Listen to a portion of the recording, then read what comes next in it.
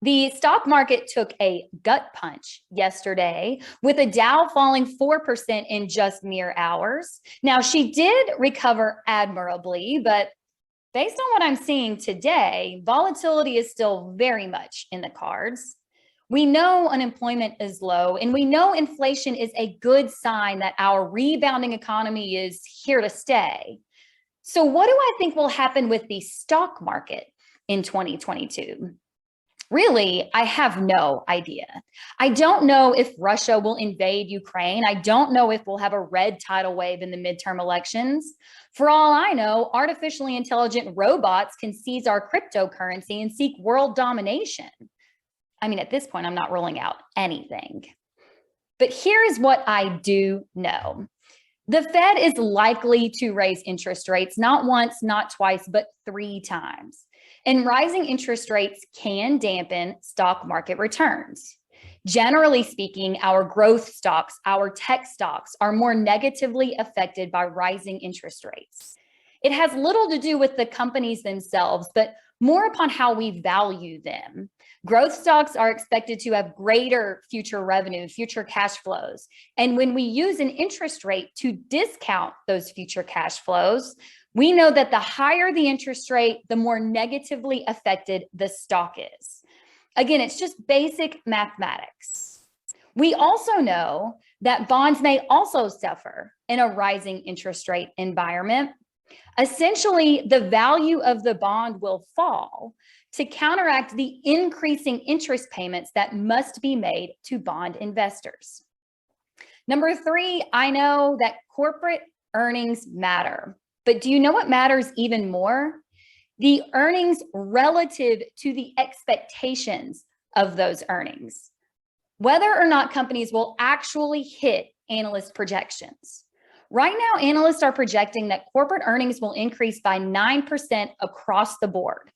A major metric that we monitor is the PE ratio, which is how much someone is willing to pay for a share of stock based on the projected earnings of that stock. Now, historically, the S&P 500's PE ratio is around 13 to 15. Today, it's trading at 25. Now, for many people, that may be a sign that the market is overvalued.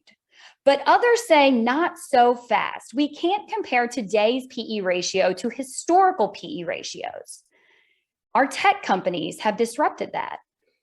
Take Amazon, for example. At its peak in 2015, Amazon was trading at 1,300 times its price to earnings ratio, meaning that investors were willing to pay 1,300 times for the price of a stock what it was expected to earn. It's normal for our big tech giants to trade at these crazy high PE multiples. Hence the reason why I say it's less about the PE multiple relative to history and more about what company earnings will actually be relative to the expectations. And finally, we do know that leading economic indicators are positive. Unemployment levels, consumer sentiment, building permits, and manufacturing jobs are examples of indicators that are tracked to indicate which way the economy may be heading.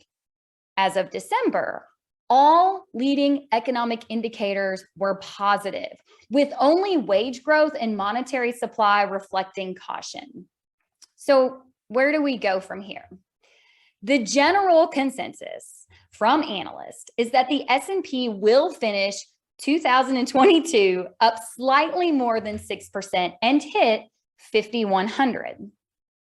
On the other hand, they also predicted 2021 would end up slightly higher than 7%, and it posted a whopping 27% return.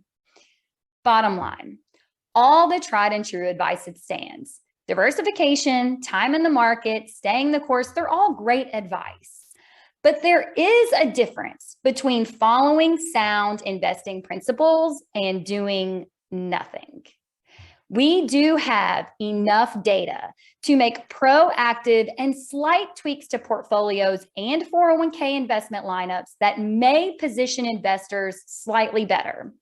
Certain asset classes should be represented in your 401k, including value-based equities and shorter duration bond options. Passive indexes can get the job done and will in a lot of asset classes, but the fixed income space is challenging. You may want to consider an actively managed bond fund that grants additional exposure to credit risk. We've had the craziest economy in history just the past few years. When is the last time you truly evaluated your investments or your 401k investment lineup? That's it for this week. This is Jeannie, the 401k lady.